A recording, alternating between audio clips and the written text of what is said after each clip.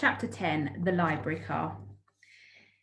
It was a calculated risk. Kate hadn't actually seen the library car yet, and she didn't know exactly where it was, but she wasn't even 100% sure it existed. But it was the only thing she could think of. Library car? The porcupine considered it. Then he sighed, as if library cars were an indignity that he suffered on a daily basis. Oh, all right, if we must. The porcupine's white-tipped quills swayed swiftly from side to side as he waddled past Kate and out into the corridor. She followed him, though not too closely. On their way, they passed Tom, still in his pajamas. Why don't you head on up to the engine, she said, see if the train needs more coal. She had no idea if Tom was going to do what she said. Most of the time, when she told Tom to do something, he either did nothing or the exact opposite. But now he just nodded and headed forward. Look at that. She could get used to this conducting business. Kate and the porcupine walked back along the swaying, rumbling, chuffing train through the sleeper car, then the dining car, then the kitchen car, then the other kitchen car, then the other dining car. Kate was starting to get a little nervous when she finally opened the door to the library car. All credit to Uncle Herbert, it was not a disappointment. This was the extra tall, indigo-coloured car she'd seen earlier. Every square inch of its walls was crammed with books. The shelves ran all the way up to the ceiling, which must have been 15 feet high. There were even bookshelves over the doors and windows. The floor was covered in thick red oriental rugs, and there were 2 overstuffed leather armchairs and a big, long, comfy couch. It even smelled like a library. OMG, thought Kate, I am awesome at inventing train cars. The porcupine looked around. It'll do. He climbed up onto one of the armchairs, settled down, and closed his eyes. I'm mostly nocturnal, he explained. Then he went to sleep. Kate walked the length of the library car, running her fingertips over the spines of the book.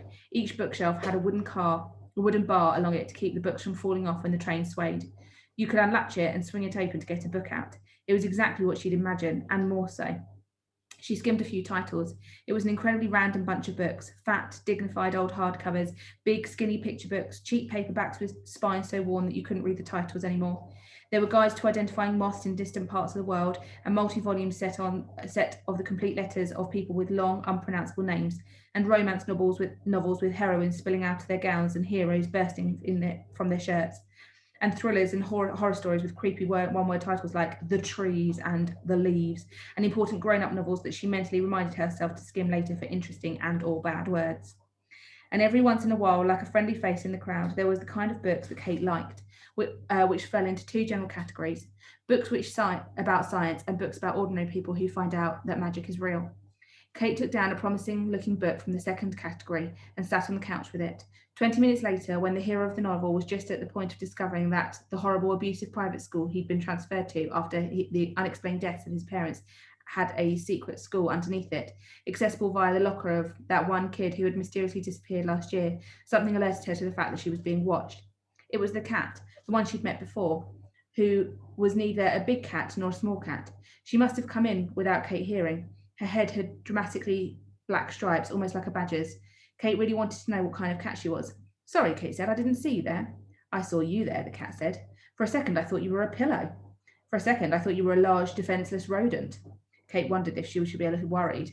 She was definitely bigger than the cat, but she wouldn't have wanted to get in a fight with her. I guess I had really caught up on this book stuff. I guess I was really caught up in this book I'm reading, Kate said carefully. It must be very good. It's all right. There's a lot of description. I've been skimming a little. Have you read it? Asked Kate. No, said the cat. I'm not here for the books. Oh, why are you here? To be alone. We're not social animals, she replied. Kate wondered if that was a hint that she should leave, but she was here first, and it was her train. She tried to keep things going instead. What kind of cat are you, if you don't mind my asking? I don't mind. I'm a fishing cat. Sorry, does that mean you're a cat who likes to fish, or is that an actual kind of cat called a fishing cat? The second one. She began licking her large paw. I'm not surprised you haven't heard of us. There aren't many of us, and we don't get as much attention as the big cats. We're related to the rusty spotted cats and the flat-headed cats. Unfortunate name that, although it's true, they have very flat heads. And they eat fruit, if you can believe it. A cat that eats fruit. Also, the leopard cats. Oh, are leopard cats the same as leopards?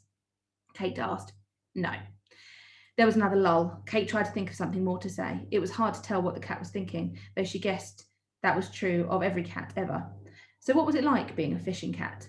Oh, you know, I live in swamps and mangrove forests. We hunt, we swim, and we fish, obviously. Wait, you swim, like in water? Kate asked. Absolutely. It was the first topic the fishing cat sounded really enthusiastic about. We love it. Other cats think it's weird, but we don't care. I mean, it's not like we eat fruit. I can't believe you swim, said Kate. Well, I don't like to boast about it. Tigers do it too, but fishing cats probably do it the most. We have waterproof fur. And look, she held up a paw. Our toes are even a little bit webbed. That is so amazing. The cat seemed pleased. You said something before about what happened last time, Kate said, with the train. What did you mean? Oh, I thought they would have told you about that, the cat said, as part of your training. But that's the thing, I didn't get trained at all. Maybe she shouldn't have admitted that, but it just came out. Is that right? How extraordinary, the fishing cat flopped her heavy tail from side to side like a velvet rope. Well, it was before my time. We only lived 10 or 15 years, you know, but I know that before this train, there was another one, and it left one day and never came back. I don't know what happened to it, but I doubt it was anything good. Just then, the door opened and 2 more animals came in. One was very long, very thin snake with large, alert black eyes and skin so bright green it was almost fluorescent. Kate felt a powerful instinctive urge to run away from him very fast. The other was some kind of large wading bird with long legs and a curvy neck. It pressed Kate. If pressed, Kate might have said it was a stork or a heron or a crane, or were they all the same thing? You think you know something about animals, then you have to conduct a whole train full of them. Anyway, it was a big fancy bird and not the kind you see every day. Mind if we join you? The bird said. She had a lot of long, elegant grey feathers. Yes, said the cat. That's too bad, the snake said, sliding smoothly inside. It's because I'm venomous, I know. He slithered up into the chair. It's a common prejudice. I'm not going to keep typing all the extra S's, so just keep in mind that the snake hisses a lot when he talks. A library car, the heron said. This is fantastic. Who would have thought? Kate glowed quietly inside. She would have thought. With 2 beats of her enormous wings, the heron flew up to a perch on a lamp. You always say things are fantastic, the snake scoffed. Well, you never do, she said, so I have to do it twice as much. And anyway, it is. She turned to Kate. Are there any cars with fish in them? I was wondering that too, said the fishing cat. There's no fish car, Kate said, like she would have a fish car, but they might serve fish in one of the dining cars. The porcupine woke up and squinted sleepily at the cat, the bird, the snake, and the human. I thought I would be alone in here, he said. And now we're here, the heron said. Isn't it fantastic? I would like everybody to clear, the porcupine said, that I have approximately 30,000 quills on my body. They're mostly for defense, but believe me, they can be lethal. The other animals looked at each other. I don't know about all of you, but I'm very frightened. The fishing cat rolled on her back on the couch, paws in the air, and stretched exactly like a house cat would. She didn't look very frightened at all. Me too, the snake said. I would shut my eyes in terror, but I don't have any eyelids. Really, Kate said. Is that even possible? I have a transparent scale over each eye, much more elegant than eyelids. But don't you ever want to close your eyes? Asked Kate. Not really, the snake said. I do like licking them, though. I don't want to brag, the heron said, but I have 3 eyelids. Wait, what? Kate said. It's true. Upper eyelid, lower eyelid, plus a nictitating membrane. I'm not even listening, said the snake, because I don't have any ears or a nose. I smell with my tongue. Animals were a lot weirder than Kate had realised. I'm very much wishing that I'd never evolved ears right now, the porcupine said. Maybe you could read a book, Kate said brightly. Lots of books here in the library car. That would be nice, the cat said, but we can't read. Click. Bing. Sorry to interrupt this fascinating conversation, but duty calls. The train was slowing down again. They were coming to another station. I'd better go, Kate stood up, kind of relieved. It was nice meeting you all. She slipped out, though honestly she was worried that they might all kill one another if they weren't supervised. As an afterthought, she wondered who would win if they did have a fight.